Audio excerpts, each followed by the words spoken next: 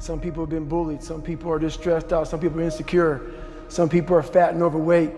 I call myself fat because I was fat. And people don't want to do that. They want to say, oh, don't call yourself fat. Don't call yourself dumb. If you're not real and raw with who the f you are, nothing's going to change. And in this nice new world that we live in, we want to hear, you're just a little big. No, man, you might be fat. We surround ourselves around people that make us feel great. They tell us what we want to hear. The second we put ourselves amongst the uncommon people, we don't like that feeling. That challenging feeling of that person who's waking up at 3:30 in the morning and say, hey, put your shit on, we're going for a run. We like that person who says, hey, you know what, man, I don't feel good today, man. And they say, oh, it's okay, brother.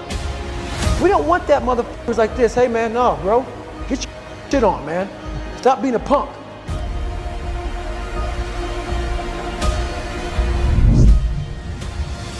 This is all about the quitting mind. So what's the quitting mind? So let's say it's day one of a job interview. We all know what it feels like. You have your clothes laid out. You got your food ready to go in the morning. You've been preparing for weeks and weeks and weeks. You show up and you bring your best self. You get the job. Merry Christmas. All right. After a couple months, you start showing up to work a little later. You don't look as good. Your clothes aren't laid out. Your breakfast isn't ready. Your mind's getting softer. We do that everything in life. When New Year's coming up, guess what? Don't have a fucking quitting mind. Repetition every day. Stay hard. I believe that most human beings are only living at about 40% of their capability. The mind has a governor, like a car.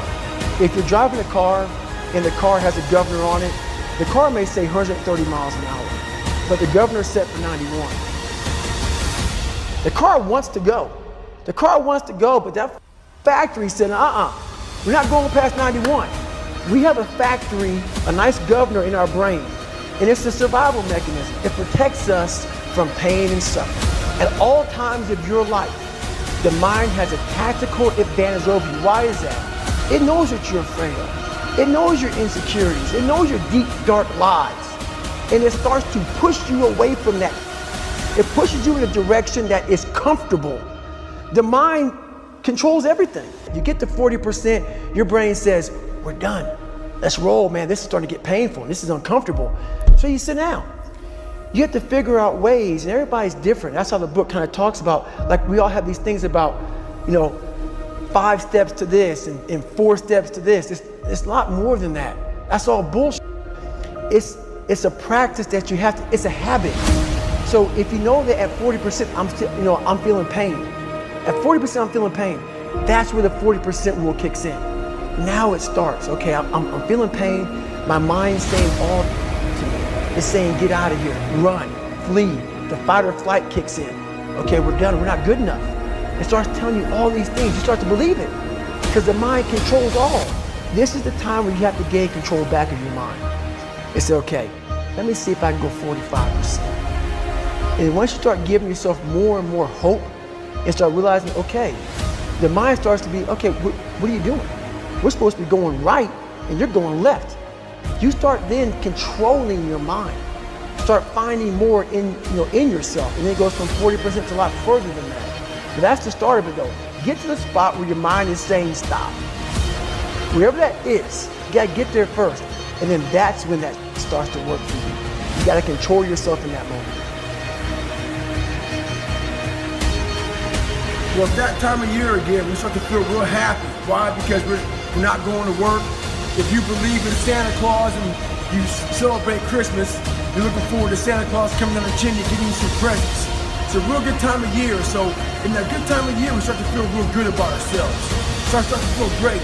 So we start making promises to ourselves about, hey, I'm gonna lose some weight. I'm gonna do better in school. I'm gonna be better here, be better there. But guess what happens? The real Merry Christmas happens when all of that noise is gone. It's quiet. And it's you against you. And now all those endorphins are gone. And I promise you, man, by getting up early and getting after it to go lose weight, study harder, guess what? It's a lot harder now. That repetition becomes a lot harder now.